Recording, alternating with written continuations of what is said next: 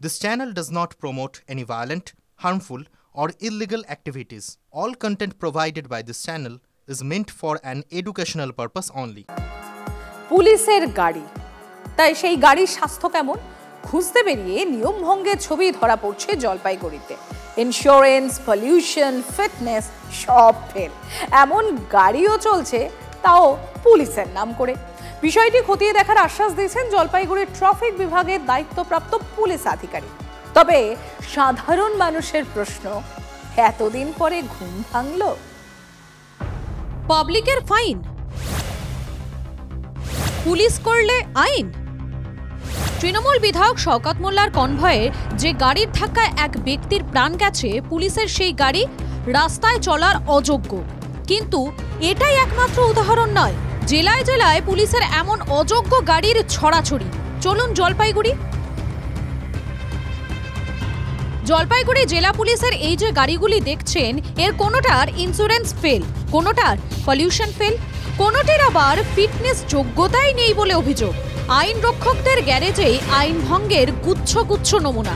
পুলিশের এখন সত্যি কথা বলতে অধিকার নেই সাধারণ মানুষের গাড়ির কাগজপত্র চেক করার, যখন তার নিজের গাড়িটাই চেক নেই। পাবলিকের এই ক্ষোভ স্বাভাবিক। আমার আপনার গাড়ি, বাইকের কাগজপত্রে যদি একটু এদিক হয়ে যায়, তাহলে ধরা পড়লে জরিমানা না দিয়ে পার পাওয়া যাবে না। কিন্তু পুলিশই যদি ট্রাফিক আইন ভাঙে, তখন কে ধরবে? পুলিশের গাড়ি কেন? পুলিশের শিক্ষা, পুলিশের সম্মান সবই আছে। আমরা আশা করছি পুলিশও এটা বুঝবে। এসব দেখে কটাক্ষ করে বিরোধী রাজনীতির লোকেরা বলছেন, এই কি তবে তৃণমূল জামানায় পুলিশের ওয়েলফেয়ার? পুলিশ যে গাড়িগুলো ইউজ করতো, তার বেশিরভাগই সব ট্যাক্স, ইন্স্যুরেন্স এগুলো ফেল হয়ে আছে। যেই গাড়ি ধরেছে কোনো কেসে, সেই গাড়ি নিয়ে অন্য লোকের গাড়ি নিয়ে পুলিশ নিজে টহল মেরে ঘুরে বেড়াচ্ছে।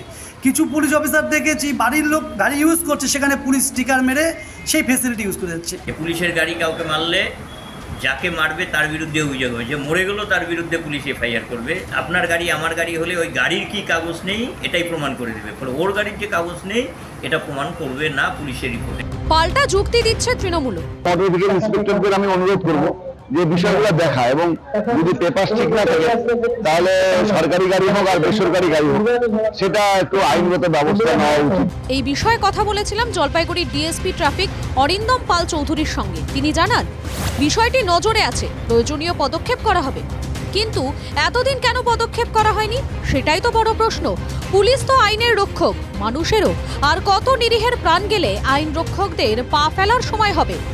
জলপাইগুড়ি থেকে নীলেশ্বর সান্যালের রিপোর্ট, TV9 বাংলা।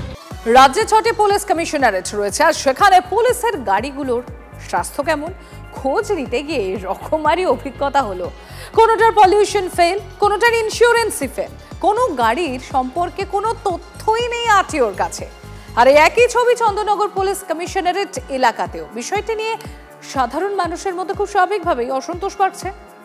এই যে গাড়িটি WB18Q2992 আসানসোল দক্ষিণ থানার গাড়ি, কোর্টে এসেছে। এবং আমরা আপনাকেই জিজ্ঞেস করবো, যেহেতু গাড়িটি চালাচ্ছেন আপনি, আমার ছবি আপনি তুলছেন দেখতে পাচ্ছি, তো আপনার এই গাড়িটি কি আপনার নিজস্ব? না, তাহলে আমরা স্ট্যান্ড থেকে গাড়িটা নিয়েছি, আমার গাড়ি প্রবলেম ছিল বলে আমি এই গাড়িটা নিয়েছি। স্ট্যান্ডে তো পুলিশ তো এরকম লেখা থাকে না, স্ট্যান্ডে থেকে নিয়েছি আমার গাড়ি।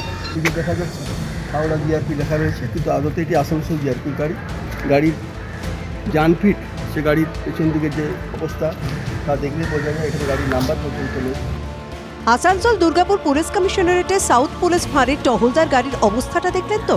কিন্তু তালিকাটা আরও লম্বা।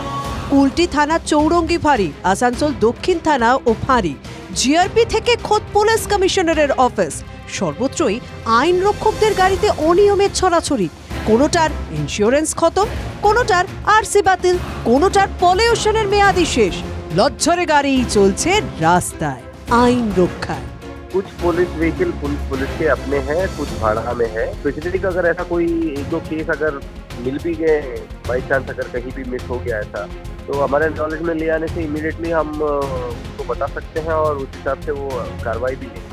আসানসোল থেকে এবার চলুন Chandannagar police commissionerate. Chandannagar police commissionerate যে বিভিন্ন গাড়ি রয়েছে, প্রিজন ভ্যান থেকে শুরু করে পাইলট কার বা বিভিন্ন পুলিশ কার যেগুলো রয়েছে, সেই সব গাড়ির দেখা যাচ্ছে কোনো গাড়ির ফিটনেস নেই, কোনো গাড়ির পিইউসি নেই, আবার কোনো গাড়ি একেবারেই 22 থেকে 24 বছরের পুরনো। এখানকার ছবিটাও ব্যতিক্রম কিছু না। কি কলকাতা কি জেলা, রাস্তাঘাটে পুলিশ সিভিক ভলান্টিয়ারদের অতি সক্রিয়তায় সাধারণ গাড়ি বাইক চালকরা বিরক্ত হয়ে যান। সেখানে পুলিশের বাহনে নিয়ম ভঙ্গের গুচ্ছ গুচ্ছ অভিযোগ। কোনো পুলিশের গাড়ি সঠিকভাবে তার গাড়ির কাগজপত্র থাকে না, আর পুলিশ ভাবে আমরাই রক্ষক আমরাই ভক্ষক, স্বাভাবিকভাবে যা হবার তাই হচ্ছে। এটা তো আপনাদের মুখ থেকে আমি এই প্রথম শুনলাম, তারপর আমি অবশ্যই এই ব্যাপারটা খোঁজখবর নিয়ে আমি আত্মীয় সাথে কথা বলে। চন্দননগর পুলিশ কমিশনারেটের কমিশনার অমিত পি জাওয়ালগি এই বিষয়ে কিছু বলতে চাননি। এগুলো প্রত্যেকটা এনকোয়ারি করা দরকার আছে। সিনিয়র অফিসার একজন সিট গঠন করে রাজ্যে এবং কলকাতা ওসি ট্রান্সপোর্ট রয়েছেন নানা জায়গায়, রাজ্যে এবং নানা জায়গায়, তাদের ট্রান্সপোর্ট ডিপার্টমেন্ট যারা দেখতেন তারা কেন এটা ধরতে পারলেন না? মোটর ভেহিকেলসের যারা ইন্সপেক্টররা রয়েছেন তাদেরকেও তো দেখার দরকার ছিল। মোটর ভেহিকেলস রুলস অনুযায়ী ভারতবর্ষে গাড়ি চলবে, যারা এটা ব্রেক করবে তাদের জন্য পানিশমেন্ট হতেই হবে। বানতলায় তৃণমূল বিধায়ক শওকত মোল্লার কনভয়ের গাড়ির ধাক্কায় এক ব্যক্তির মৃত্যু। সেই শোকে তার দাদার মৃত্যুর পরে সবার নজর এখন আইন রক্ষকদের বাহনের দিকে। গাড়ি বাইক নিয়ে রাস্তায় বেরোলে যাদের ভয়ে তটস্থ থাকতে হয় সেই পুলিশের গাড়িরই যদি এই হাল হয় তাহলে পথের আইন পথের ধুলোয় মিশে যাবে, তাতে কোনো সন্দেহ নেই।